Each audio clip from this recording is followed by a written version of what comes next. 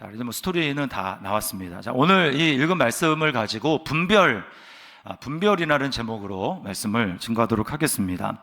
자, 오늘 이 말씀을 통해서 우리가 하나님의 사명을 맡은, 이 세상에서 하나님의 사명을 맡은 이제 성도가 어떻게 이 세대를 분별하며 살아갈 것인가에 대해서 좀 말씀을 증거하려고 합니다. 자, 이 본문에 나온 이제 하나님의 사람이라고 하는 사람이 등장하는데, 우리가 사실은 1절부터 살펴봐야 되는데요. 1절. 하나님의 사람이 이제 선지자입니다.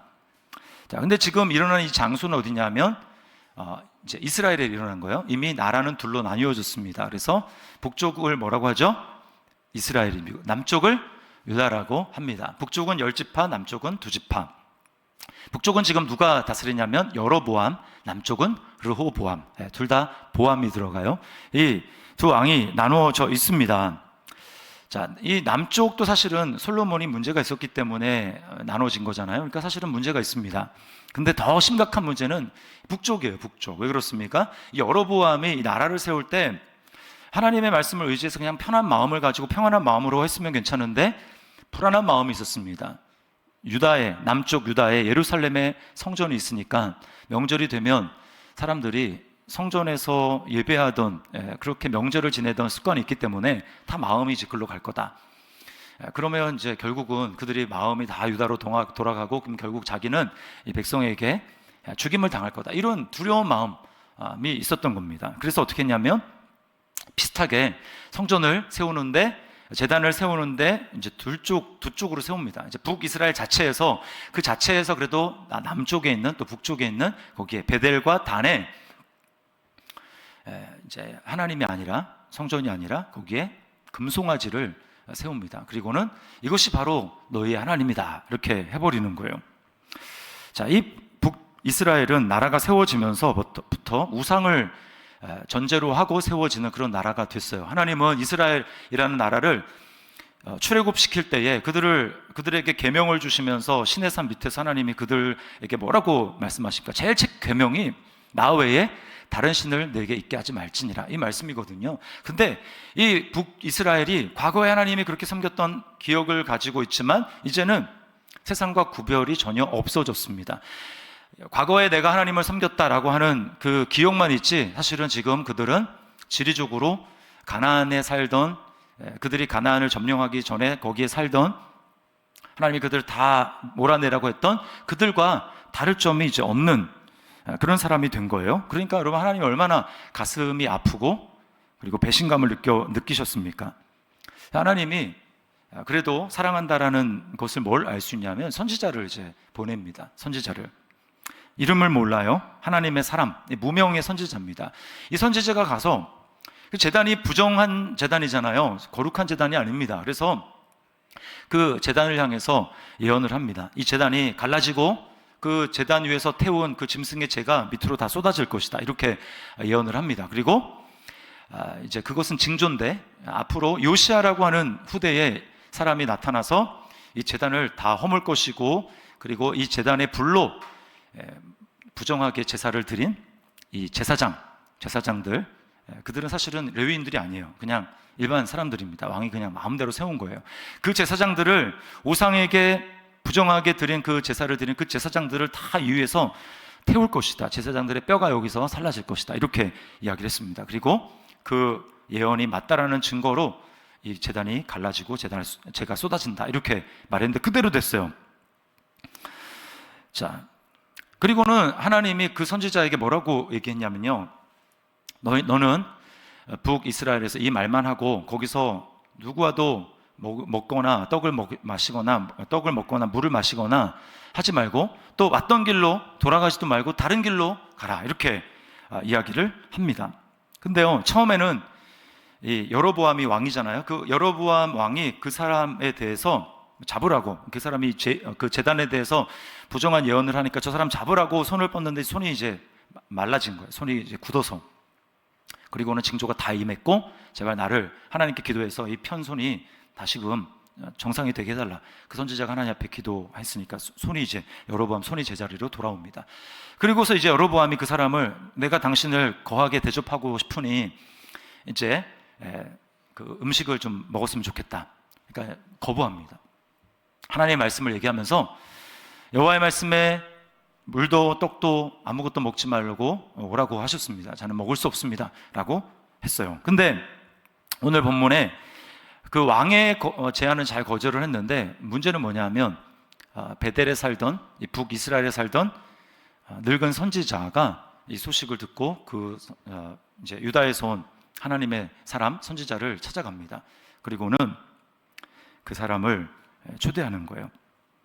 여기서 이제 우리가 살펴야 될 교훈이 두 가지가 있습니다. 하나는 뭐냐면 이 하나님이 떡도 먹지 말고 물도 마시지 말라라고 하는 이 부분에서 얻을 수 있는 교훈인데, 이건 뭐냐면 성도는 이 세상에 속하지 말아야 된다라고 하는 교훈을 우리가 받을 수가 있어요. 자, 여러분, 사실은 얼마 전까지만 해도 이들은 같은 한 핏줄, 한 믿음의 조상에서 나온 하나님의 언약을 가진 한 백성이었습니다. 근데 지금은 이제 달라졌죠? 근데 하나님은 이 선지자에게 그들 떡도 먹지 말고 물도 마시지 말고 그냥 와라라고 하는 건 어떤 의미냐면 그와 함께 교제하지 말아라는 거죠. 하나님은 그들을 더 이상 거룩한 백성으로 여기지 않는다라고 하는 것입니다. 우상 숭배에 대해서 하나님 분노하고 지금 정죄하는 거예요. 그들과 함께 먹지 말아라, 마시지도 말아라 라고 하는 것은 교제를 금하라고 하는 것입니다. 자, 방금 전까지만 해도 한 형제의 나라인데 하나님이 너무 칼같이 선을 그으시는 것은 너무한 게 아닌가라는 생각이 들 수 있어요.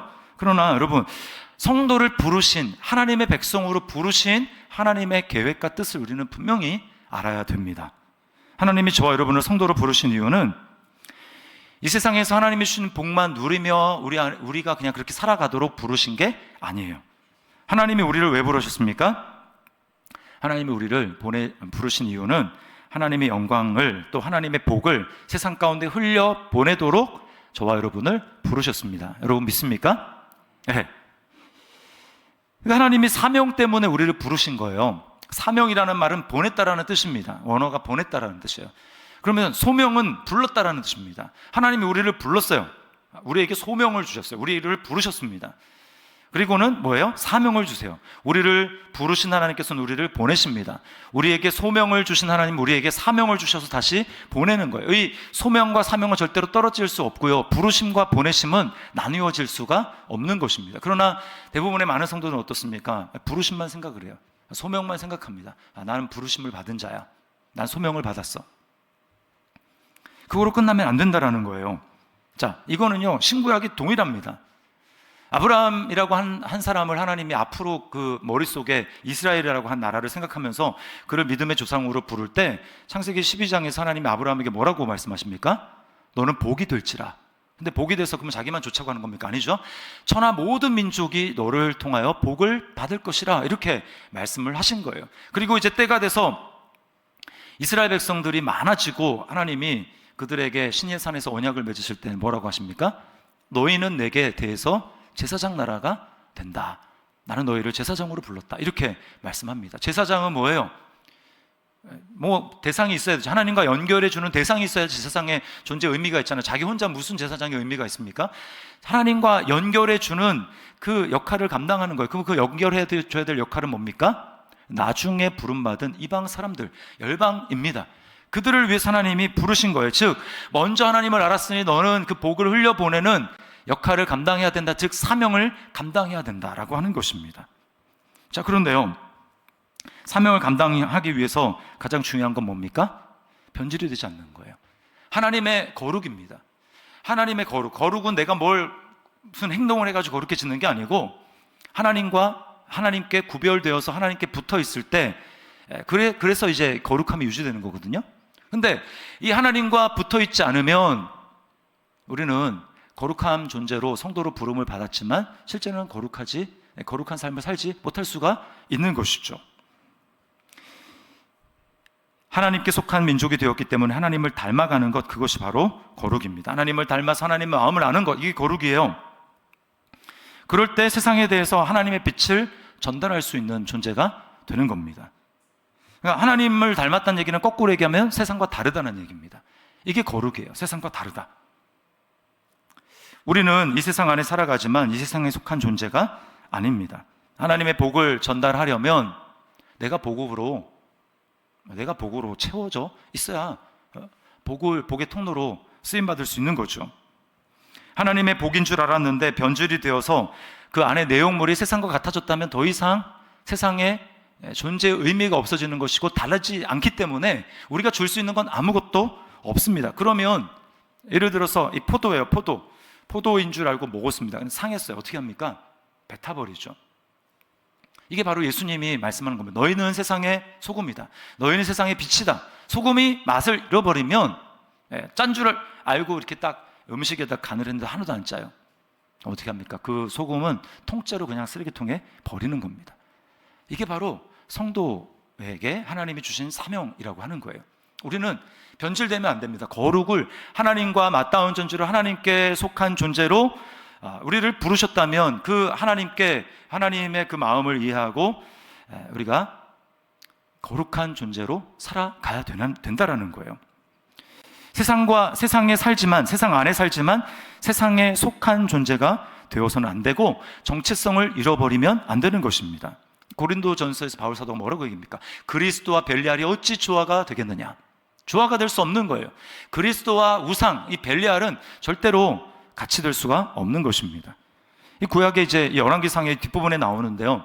이 정체성을 지키지 못한 사람이 바로 여호사밧이라고 하는 왕입니다. 이 아합이라는 왕과 아합이 이제 이세벨과 결혼했잖아요. 그래서 우상이 완전히 북이스라엘에 만연하게 하는데 결정적인 역할을 한 게 이제 아합 왕인데 그 아합 왕과 사돈이 돼 버렸어요. 아합 왕 그 이세벨과 결혼한 그 아합 왕의 이 딸을 이제 며느리로 받아들입니다. 여호사밧 왕은 거룩한 왕이었거든요. 그래도 거룩한 왕 중에 하나였는데 잘못한 거 딱 하나 받아들였어요. 그러다 보니까 하나님의 이제 이제 친인척지간이 되다 보니까 사돈지간이 되다 보니까 북쪽은 완전히 우상을 섬기는 나라입니다. 근데 이제 같은 집안 사람이 됐잖아요. 그러다 보니까 하나님 말씀으로 칼같이 잘라낼 수가 없는 거예요. 아합이 벌인 전쟁인데 여호사밧은 같이 참전을 하게 됩니다. 사돈이라는 육신의 정 때문에 거절하기가 어려워진 거예요. 그러나 하나님께는 육신의 정보다 친인척 간의 그 정보다 더 중요한 게 무엇입니까? 여호사밧 왕이 하나님 앞에 말씀대로 계명을 지키고 거룩을 유지하는 것입니다. 근데 하나님이 나중에 선지자를 통해서 이 아합의 그 다음 왕 아하시아 그와 이제 여호사밧이 계속 또 친밀하게 뭔가 같이 도모하고 하니까 선지자를 보내서 하나님이 그걸 기뻐하지 않는다고 이야기를 합니다. 우리가 분명히 성도로서 정체성을 지켜야 합니다. 친한 친구, 친한 친척, 가족이라도 우리가 엄밀한 의미로 그들이 예수님을 아직 믿고 있지 않다면 그들은 하나님의 백성이 아닙니다. 그렇다면 우리에게 영적인 정체성을 가지고 그를 대해야 돼요. 똑같이 그가 세상적인 방법으로 그렇게 한다고 거기에 휩쓸리면 안 됩니다. 저는 그게 참 안타까워요. 자신의 신분과 정체성을 잃어버리고 그냥 휘둘리는 그런 모습들이 참 안타깝습니다. 그를 주님의 마음을 가지고 그를 대해야 합니다. 그 영혼을 위해서 기도하고 영적으로 돌본다는 마음으로 교제하고 만나야 됩니다. 항상 이 영적인 목적을 가지고 잘해주고 항상 영적인 목적을 가지고 기도하고 섬기고 그렇게 돼야지, 그런 목적이 없이 그냥 육신적으로 잘해주고 하는 것, 이것은 하나님이 원하시는 게 아니에요. 왜? 휘둘리기 때문에 그렇습니다. 내가 하나님과 가까워지고 하나님과 시간을 내고 하는 일에 시간을 다 빼앗기고 만난다고 나의 정체성을 잃어버리면 나를 통해서 하나님의 복이 흘러가 그에게 하나님을 보게 만들고 하나님께로 이끌어 나아가는 하나님의 계획에 내가 스스로 그 계획을 이루지 못하게 하는 겁니다.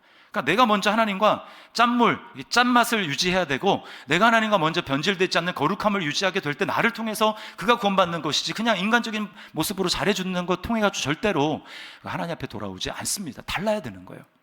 우리는 여기서 떡도 먹지 말고 물도 마시지 말고 오라, 비록 얼마 전까지만 해도 형제 나라였던 그 나라에 대해서 엄밀하게 얘기하는 그 하나님의 메시지를 우리가 받아들여야 되는 것입니다.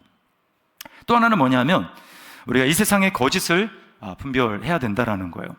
자, 이 여로보암 왕의 그 제안에 대해서는 칼같이 잘 거절을 했는데 뭐가 문제입니까? 선지자라는 것 때문에. 이 늙은 베델에서 사는 늙은 선지자, 이 사람이 진짜 선지자인 것 같진 않아요. 왜 그렇습니까? 이미 벌써 정말 하나님의 말씀을 잘 안다면 베델에 살면 안 되는 겁니다. 자기 기업과 가문이 거기 있다 할지라도 성전이 있고 바르게 말씀이 선포되고 율법대의 말씀대로 그 우상이 아니라 하나님을 섬기는 그곳으로 와야죠. 근데 거기에 살아 있습니다. 거기에 계속 삽니다. 자, 하나님의 사람이 하신 말씀을 인용해서 그럴 수가 없다고 하자 18절에 이렇게 얘기합니다. 우리 18절을 다시 한번 읽어보겠습니다. 시작. 그가 그 사람에게 이르되 나도 그대와 같은 선지자라. 천사가 여호와의 말씀으로 내게 이르기를 그를 네 집으로 데리고 돌아가서 그에게 떡을 먹이고 물을 마시게 하라 하였느니라 하니 이는 그 사람을 속임이라. 나도 그대와 같은 선지자다. 여러분, 이게 수천 년 동안 마귀가 성도를 유혹해서 거룩함을 잃어버리게 만든 대표적인 거짓말입니다. 저도 목사입니다. 저도 장로입니다. 저도 권사입니다. 저도 모태신앙이고 교회에서 성가대 봉사합니다. 꼭 그렇게만 믿으라는 법이 있습니까? 하나님은 당신이 자유롭기를 원하십니다. 너무 그렇게 고리타분하게 신앙생활 할 필요 없어요. 진보하는 이 시대에 시대 정신에 걸맞춰서 발맞춰 나가는 그게 꼭 나쁜 것만은 아닙니다. 자, 이런 식으로 이야기를 합니다. 그럼 우리는 그 전까지만 해도 내가 말씀의 기준을 가지고 살아가다가 나도 목사입니다. 어쩌라고요? 네. 목사가 중요한 게 아니죠. 사단의 관계라는 것을 알아야 됩니다. 이거 끝에 뭐라고 합니까? 이는 그 사람을 속임이라. 이 늙은 선지자는 하나님의 이름을 팔아서 이 하나님의 사람, 하나님께로부터 보냄받은 이 하나님의 사람을 속입니다. 타락시킵니다. 천사가 집에 데리고 가서 떡도 먹이고 물도 마시게 하라고 하나님이 그렇게 하셨다라는 거예요. 사탄은요, 거짓의 아비입니다. 얼마나 그럴듯하게 속이는지 모릅니다. 필요하면 낯빛 하나 안 바꾸고 하나님의 음성을 들었다고 하고 꿈에 하나님이 이렇게 말씀하신다고 하면서 속이는 게 사탄이에요. 그러나 우리는 하나님이라는 이름에 말씀이라는 말에 속으면 안 되고 정신을 바짝 차려야 합니다. 사탄도 광명의 천사로 자신을 얼마든지 변장한다고 성경이 이야기를 하고 있습니다.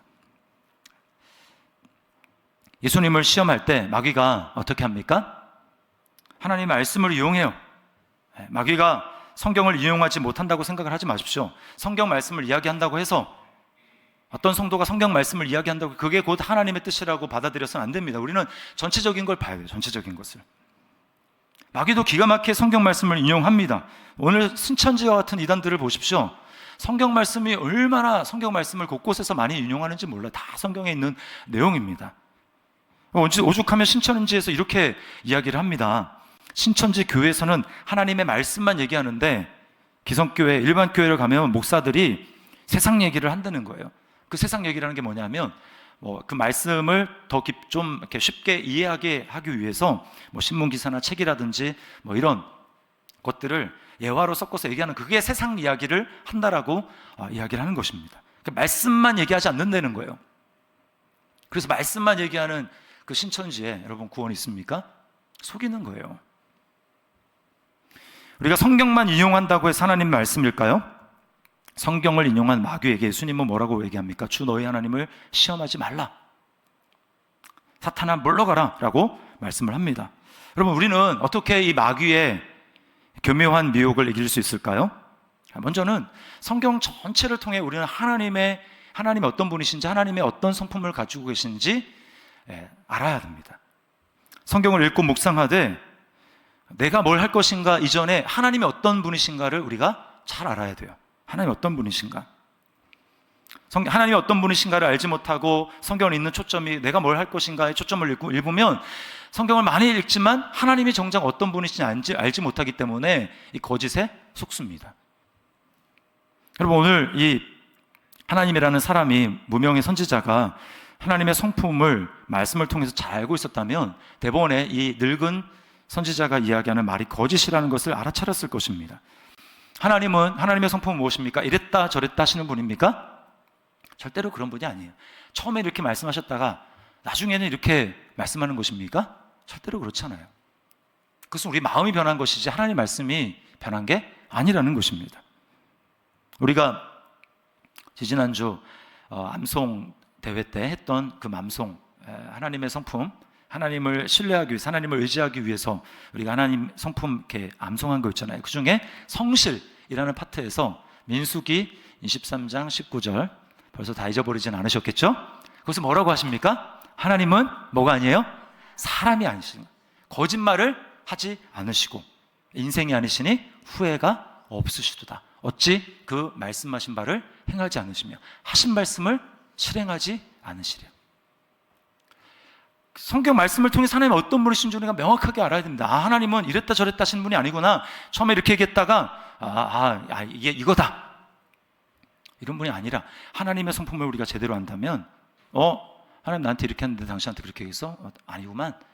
반드시 이렇게 말씀을 통해서 우리가 분별할 수가 있는 것입니다.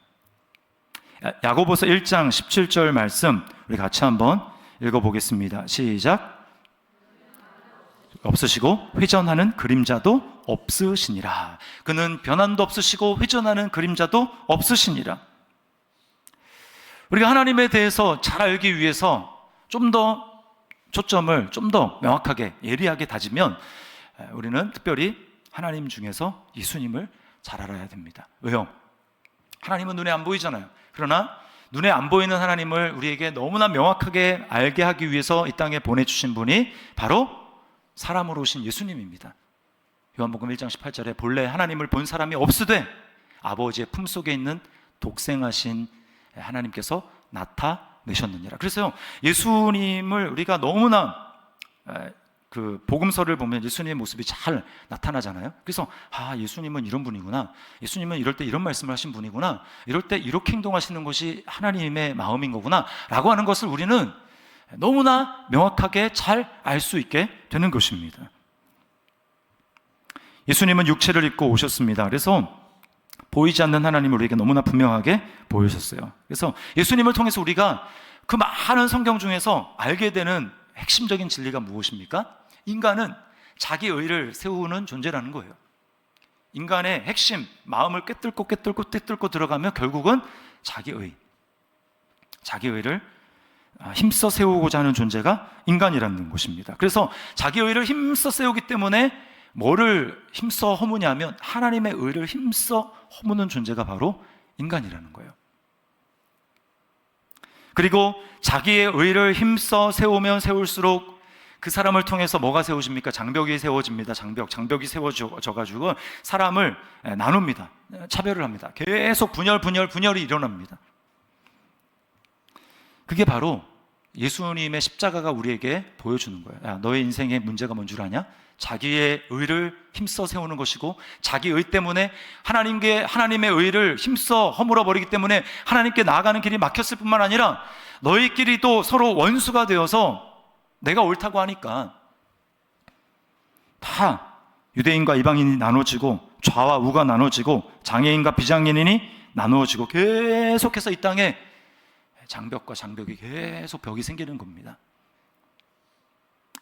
예수님이 이 땅에 오신 목적은 뭘까요? 그러면 자기 의를 철폐하는 거예요. 자기 의를 철폐하는 것입니다. 그리고 오직 예수 그리스도를 하나님의 의로 삼아 우리 안에 있는 모든 내가 스스로 자기 의로 말미암아 세웠던, 그래서 저 사람과 나 사이를 가로막고 했던 그 모든 것들을 다 철폐하고 오직 예수만을 나의 의로 삼아 하나님 아버지 앞에 나가게 만들고 예수님만을 나의 의로 삼아 우리 안에 있는 하나됨을 방해하는 모든 것들을 다 철폐해서 우리 둘이 하나가 되어 아버지 앞에 나아가게 하려 하심이라. 이게 바로 예수님이 땅에 오신 목적입니다. 십자가가 우리에게 보여주는 거예요. 그러므로 여러분, 우리는 하나님이 어떤 분이신지 예수님을 통해서 너무나 명확하게 보게 되는데 그걸 통해서 성경 말씀 한 절 한 절을 통해서 우리는 마귀에게 속을 수 있습니다. 그러나 예수님이 보여주시는 모습, 주님이 머리가 되시고 내가 주님의 몸의 한 부분이 되게 하기 위해서 오셨구나, 주님이 주인이시구나, 내 의를 철폐하기 위해서 주님 자신이 하나님의 의가 되기 위해서 오셨구나, 그리고 그 내 의를 세움으로 말미암아 공동체 안에, 가족 안에, 또 세상 안에, 또 관계 안에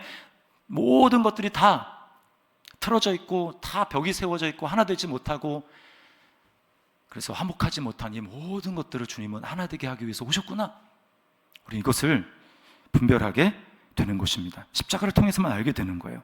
그냥 구약을 통해서 하나님 이런 성품이구나, 우리 속을 수 있습니다. 그래서 우리는 명확하게 예수님을 봐야 되는 거예요. 그럴 때 예수님을 통해서만 우리는 하나님을 참으로 알게 되고 그럴 때 거짓을 분별하게 됩니다. 자, 예를 들어 볼게요.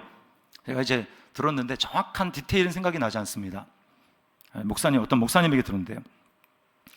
어떤 교회에 투시 은사를 받은 성도가 있었어요. 투시 은사. 투시 은사 뭔 줄 아십니까? 속을 꿰뚫어 보는 겁니다. 속을 꿰뚫어. 다 맞히는 거예요. 무섭죠. 그러니까 이분은요, 좀 멀리 있는데도, 예를 들면, 우리가 여기 있잖아요. 근데 저쪽에 친교실 아니면 YG실에서 두 사람이 얘기한 거 그것까지 다 알아요. 무섭지 않습니까?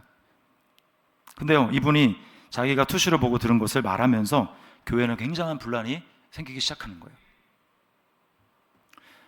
대부분의 성도들이 이 사람을 막 두려워합니다. 근데요, 한 목사님은 이것을 영적으로 분별을 합니다. 성령님의 은사는 교회를 하나 되게 하지 이처럼 교회를 분란하게 하지는 않는다. 이거는 성령의 은사가 아니다 라고 하면서 그 사람을 쫓아냈습니다. 교회에서.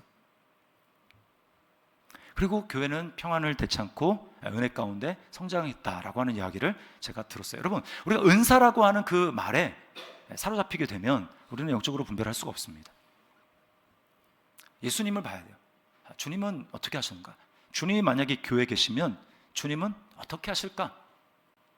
주님의 방법은 무엇인가?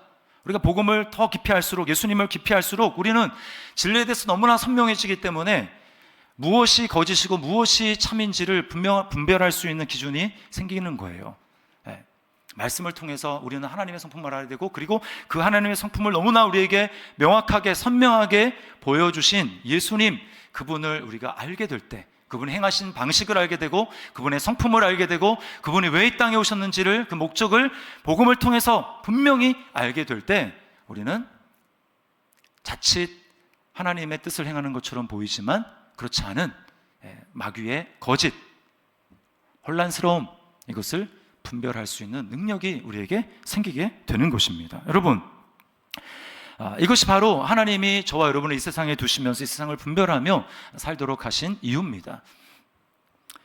이 세상 안에 살지만 이 세상에 속한 자가 되지 맙시다. 이 세상이나 세상에 있는 것들, 이번 주에 암송해야 될 말씀이 그거잖아요. 이 세상이나 세상에 있는 것들을 사랑하지 말라. 세상을 사랑하면 아버지의 사랑이 그 속에 있지 않습니다.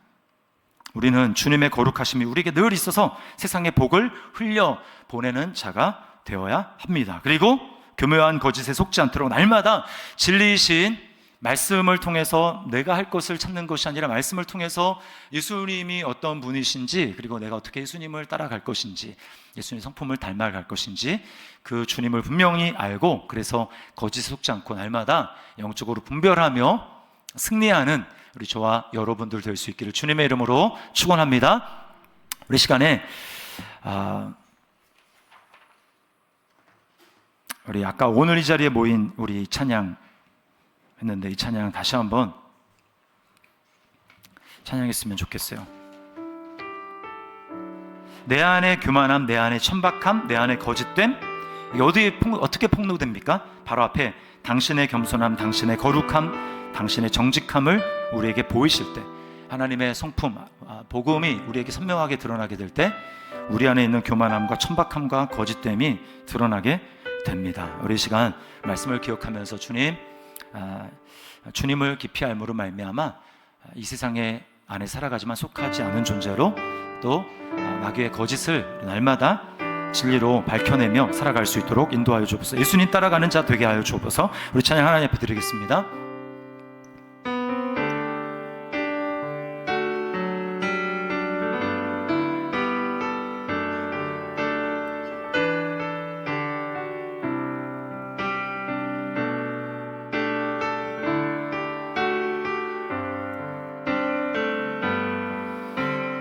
오늘 이 자리에 모인 우리 어린 양 예수 따라가는 무리 되게 하소서. 성령의 충만한 임재 안에 어둡던 우리 밝아져서 주를 보게 하소서. 당신의 겸손함, 당신의 겸손함, 당신의 거룩함, 당신의 정직함 우리에게 보이사 내 안에 교만함, 내 안에 천박함, 내 안에 거짓됨 모두 벗어버리고 어린 양 예수 따라가는 무리 되게 하소서. 다시 한번 우리 처음부터 오늘 이 자리에 모인 우리 어린 양 예수 따라가는 무리 되게 하소서. 아멘. 진리 영으로 충만하게 하소서. 성령의 충만한 임재 안에 어둡던 우리 눈 밝아져서 주를 보게 하소서. 당신의 겸손함, 당신의 겸손함, 당신의 거룩함, 당신의 정직함 우리에게 보이사 내 안에 교만함, 내 안에 천박함, 내 안에 거짓됨 모두 당신의 겸손함, 당신의 겸손함, 당신의 거룩함, 당신의 정직함 우리에게 보이사 내 안에 교만함, 내 안에 천박함, 내 안에 거짓됨 모두 벗어버리고 어린 양 예수 따라가는 무리 되게 하소서. 우리 시간 말씀을 기억하면서 우리 함께 기도했으면 좋겠습니다. 마귀의 속임을 우리가 기억했으면 좋겠어요. 마귀는 거짓의 대가입니다. 그래서 육신대로 행해서 그냥 좋은 게 좋은 것 아니냐고, 하나님의 거룩함보다는 그냥 육신의 좋은 대로 그렇게 관계를 맺게 만들고 또 이 세상 안에 살지만 이 세상에 속한 존재로 점점 우리를 끌어갑니다. 하나님은 우리에게 말씀하세요. 너희는 이 세상에 속한 존재가 아니다. 이 세상에 죄악에 참여하지 말아라. 멸망한 바벨론의 그 성에서 나오라. 그들의 죄악에 참여하지 말라고 말씀을 하십니다. 그리고 마귀는 또한 교묘한 방법으로 진리의 한 부분만을 가지고 우리를 미혹합니다. 하나님이라는 이름으로, 또 나도 성도라는 그 이름으로, 하나님의 말씀이라는 이름으로 얼마나 많은 속임과 거짓이 자행되는지 몰라요. 우리가 분별해야 됩니다. 분별하는 방법은 하나님을 잘하는 것밖에 없어요. 하나님 잘하는 방법은 내가 예수님을 더 깊이 알고 그 은혜로 충만해지는 것, 그것 외에는 없습니다. 내 안에 얼마나 자기의가 많은가 라고 하는 것들을 날마다 보아야 됩니다. 그리고 예수님만이 하나님의 의구나, 그렇게 나아갈 때 여러분 우리가 주님과 더 가까워질 수 있고, 또 우리 안에 모든 관계들이 회복되고 우리 안에 모든 벽들이 허물어지고 하나님의 주님의 참된 마음을 알게 되는 것입니다. 주님, 제가 속지 않고 날마다 주님 진리이신 주님으로 충만하며 그 주님을 알아가며 그 주님을 따라갈 수 있도록 인도하여 달라고 이 시간에 같이 한번 한 목소리로 말씀을 기억하며 우리 기도하도록 하겠습니다. 기도하시겠습니다.